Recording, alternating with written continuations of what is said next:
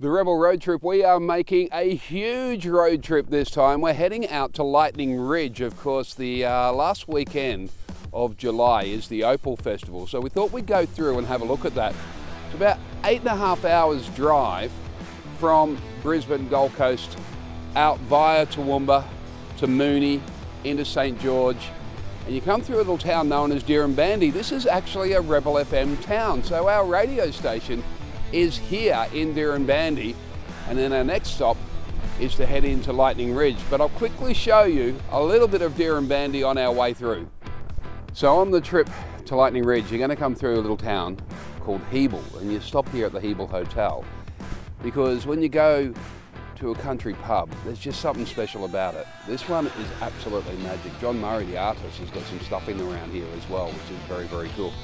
You're going to love this though, because you always need to stop and have a beer. So make sure you do it. It's like going past a church and not praying. You've got to come to the pub and have a beer. Thinking about that, I should have my beer with me, shouldn't I? So cheers. One for the road, and we're off to Lightning Ridge. Well, we made it. We're here, Lightning Ridge.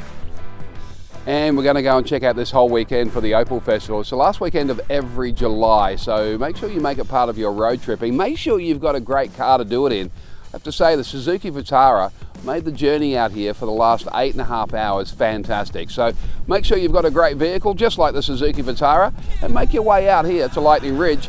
We'll go and get into our digs and check out the sunset, and then we'll spend the weekend out here and check out the Opal Festival. Well, we've made it to Lightning Ridge, and of course each and every year in the last week of July, make a road trip out here and come and check it out for yourself, because it is pretty amazing, I have to say. When you get in here, we're down here on the final Saturday of the Opal Festival. We got down here nice and early so I can show you around to give you an idea of exactly what you can expect, because this thing is absolutely going to fill up with people. It is one of those festivals you need to take some time and come and experience. And if we can, we're going to take you into a mine and show you exactly how opals are actually mined whilst we're out here with the road trip. And then at the end of all of that, when you're absolutely knackered, they've got this incredible ball baths, and we'll show you that as well. Lightning Ridge, the Opal Festival, the last week of July each and every year. Let's go and check it out. All right, so Lightning Ridge, we've seen lots of different parts of it. Here's one thing you need to come and check out too when you're here, and it's an absolutely free experience, the John Murray Art Gallery. Now, I can't get you inside right now to show you the works that he's got in there, but I will take you for I'll look around the outside of it to just whet your appetite. When you come to Lightning Ridge on your road trip, make sure you stop and check out the John Murray Art Gallery. It is absolutely mind-blowing.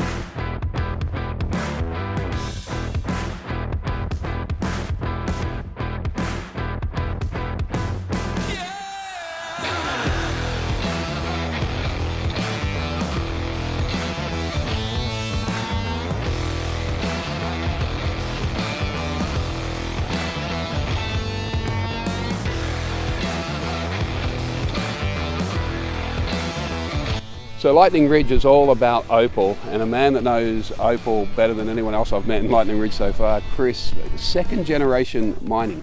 Yep, yeah, second generation, but there's people that have been here their whole lives, like 4 or 5 generation miners. What do you think is the attraction to opal? What is it for you that makes you go, this is a lifestyle? Because it is a lifestyle out here. It's a lifestyle, but it's the opal itself that gets me. Yeah. You know, I was 8 years old and I'd gouged out my first opal. And it's just hooked me ever since. I'm getting goosebumps just thinking about it now. I just love the stuff. So going inside the opal mine, you go down this 3-foot wide hole, down a series of ladders, and you get underground. And then when you're underground, this mine starts to really open up, especially the one that you've kind of got a claim into now. Yeah, there's been a hell of a lot of work done in there, which means they've made a lot of money. Yep. I'd imagine. Just by what I've done gouging around there, you know, we found $400 or $500 every time we go down there. Yep. which makes you think they might have got millions out of the place. Yeah, wow. And you saw how much work was done in there. You don't do that sort of work, for the physical fitness of it or anything. Absolutely, and there's a number of different ways that you can actually get that dirt out. So as you come through Lightning Ridge, you'll see these kind of like mine areas, Yep. but some are done with buckets, some are done with machines, and some are done with blowers. A blower is a giant vacuum cleaner. You imagine a vacuum cleaner with a 9-inch diameter pipe on it. Yep. Sucking up a house brick or something like these rocks in the background. Yes. So what happens, you physically dig the dirt with a jackhammer or a digging machine, and once it's broken away from where it's been, it gets sucked up the blower Yes. into a hopper, Yep. similar to emptying your vacuum cleaner. Mm-hmm. There's a counter switch when the hopper drops down to a certain point with all the weight of the dirt in it. The engine drops its revs, Yes. the bottom falls out of the hopper, and it dumps the dirt into your truck. And then you take all of that It's dirt and you counterbalanced, wash it. seals up again, and away you go. When your truck's full, Yep. you take it away to a puddling area and wash the dirt. Yep. Put it into a concrete agitator, add water, grinds into a paste, wears down. You do your next load, it wears down again. Yep. You might have a week's worth of work in the mixer, Yes. and then it's Saturday morning, tail out day. And that's Here's where the our money is. fortune, And I believe that's where the coin of phrase pay dirt comes from as well. It's like when you're going through that, you then start to find your opal, you then start to find your money. No, well, pay dirt, when you've been a miner for a long time, Yes. you dig a lot of dead dirt. Mm-hmm.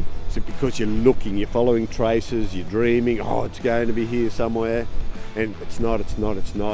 And then all of a sudden, you find some opal.